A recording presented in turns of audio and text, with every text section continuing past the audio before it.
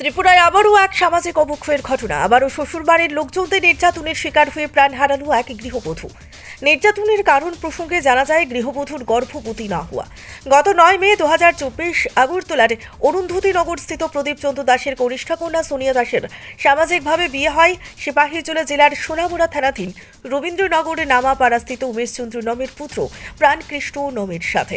অভিযোগ, বিয়ের কয়েক মাস কাটতেই গৃহবধূ গর্ভবতী না হওয়া নিয়ে সাংসারিক অশান্তি দানা বাঁধে। প্রতিনিয়ত গৃহবধূর স্বামী সহ তার পরিবার পরিজনেরা গৃহবধূর উপর নানানভাবে মানসিক এবং শারীরিক অত্যাচার করতে থাকে বলে অভিযোগ করেন মৃতা গৃহবধূর পরিবারের লোকজন।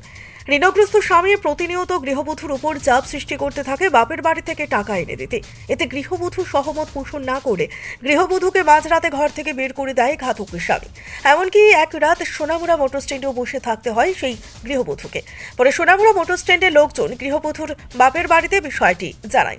গত 7 জানুয়ারি সন্ধ্যায় গৃহবধূর বাপের বাড়িতে খবর যায় গৃহবধূ সোনিয়া দাস ফাঁসিতে আত্মহত্যা করেছে। পরবর্তী সময় গৃহবধূর বাপের বাড়ির লোকজন গৃহবধূ সোনিয়া দাসের শ্বশুর বাড়িতে ছুটে এসে জানতে পারেন তাদের মেয়ের মৃতদেহ হাসপাতালের মর্গে রয়েছে। মৃতা গৃহবধূ সোনিয়া দাসের বাপের বাড়ির লোকজনদের অভিযুক্তরা তাদের মেয়েকে মেরে ফাঁসিতেই ঝুলিয়ে দিয়েছে। মেয়ের হত্যার সুষ্ঠু বিচার চেয়ে অভিযুক্ত ঘাতক স্বামী সহ 6 জনের বিরুদ্ধে সোনামুড়া থানায় মামলা দায়ের করেন মৃতা গৃহবধূর পরিবার। ত্রিপুরা থেকে বিক্রম কর্মকারের report, crime press Bengal news. আমার বোনের বিয়ে হয়েছে 2024 মে মাসের 9 তারিখে। সামাজিকভাবেই বিয়ে হয়েছে, দেখাশোনার মাধ্যমে বিয়ে হয়েছে। বিয়ার ঠিক 2 মাসের থেকেই তার উপরে নির্যাতন অত্যাচার প্রচুরভাবে চলছে।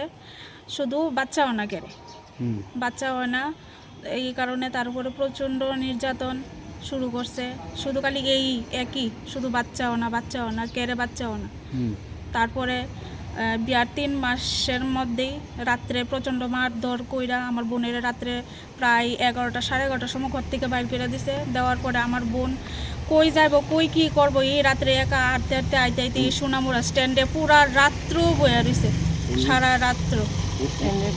স্ট্যান্ডের ড্রাইভার, তারা স্ট্যান্ডেরই 1-2 জন কমিটির লোক তারা আসছিল, তারা আমার বোনের সেফ করে রাখছে। পরের দিন সকালে ভোর 5টা সাড়ে 5টার সময় আপনার বাড়িতে কল গেছে যে আপনার মেয়ে এখানে একা একা আছে, আমরা রাখছি 19 সেপ্টেম্বর। তারপর আমরা বাড়ি থেকে সব ফ্যামিলি গেছে। যাওয়ার পরে একটা মিটিং হয়েছে। মিটিংয়ের মধ্যে মেম্বার প্রধান সবাই কইছে আমরা দেখুম, আর নেক্সটে যদি কোনো কিছু সবাই জামাইরাও বুঝাইছে।